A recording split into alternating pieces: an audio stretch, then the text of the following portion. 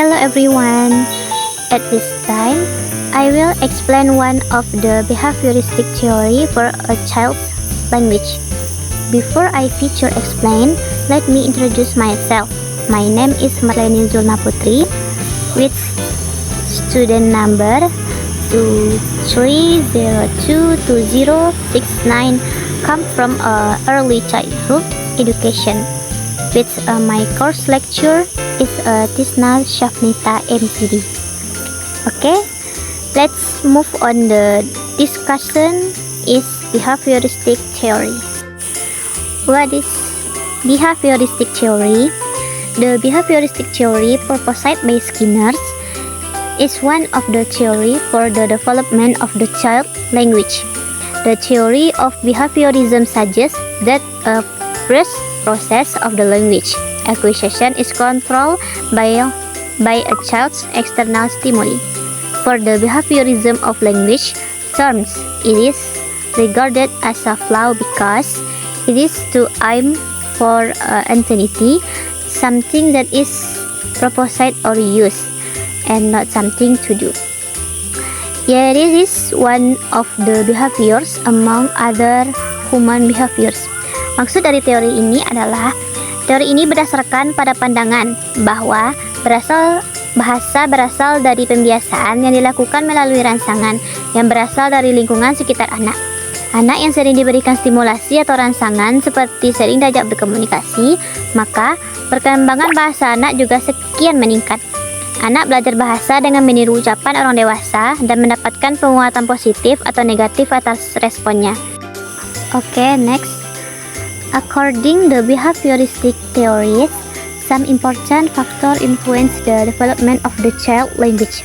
Number 1, imitation.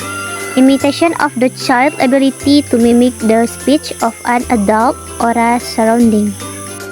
Maksud dari faktor yang pertama ini yaitu imitasi, yang dimana anak memiliki kemampuan untuk meniru ucapan orang dewasa atau dari lingkungan sekitarnya. Number 2 is rewards. There is the gift or reward for a child's appropriate response. Maksud dari faktor yang kedua ini yaitu reward atau pemberian hadiah atau penghargaan kepada anak atas respon jika anak merespon dengan tepat. Number 3 is reinforcement. Is a semen that specifies reinforcement to sustain or enhance the expected response from the children. And the last factor is behavior's frequency, which is the number of the times children respond to the same stimuli.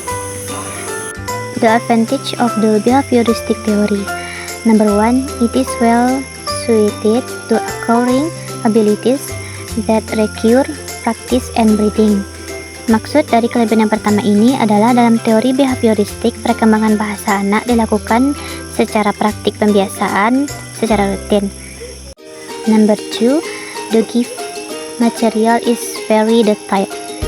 Dengan banyaknya pengetahuan atau materi yang diajarkan, maka diharapkan peserta didik atau anak dapat dan mampu memahami materi yang diberikan serta mampu mengikuti setiap pembelajaran yang diajarkan kepada anak.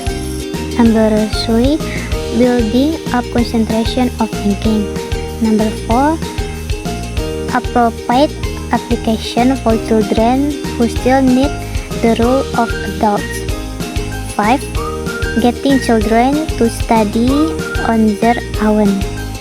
Maksudnya, dalam teori ini, guru tidak banyak memberikan ceramah di hadapan anak sehingga hal tersebut akan membiasakan anak untuk belajar secara mandiri. Akan tetapi bukan berarti anak dilepaskan secara penuh untuk belajar tanpa bimbingan. 6. Explains how children learn the rules of language.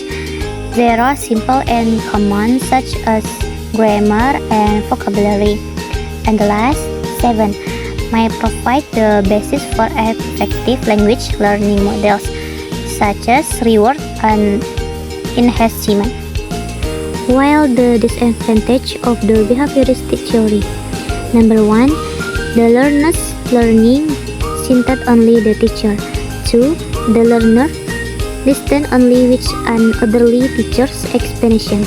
3. Learners are only free to create and to imagine. And the last 4. This theory ignores the cognitive and creative role of the children in the learning language. Okay, next, the role of the parents and the teachers in the development of the child language for behavioristic theories.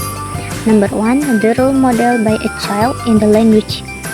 Maksudnya yang dimana anak belajar bahasa dengan mengulangi dan meniru ucapan orang tua atau guru yang dianggap memiliki otoritas.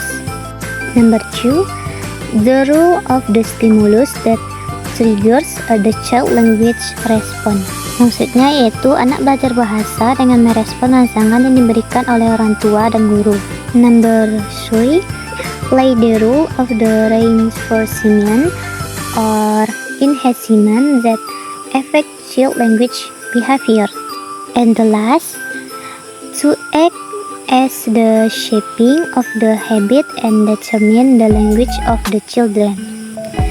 Oke, sekian yang dapat saya sampaikan. Jika ada kesalahan, saya mohon maaf. Saya sudahi.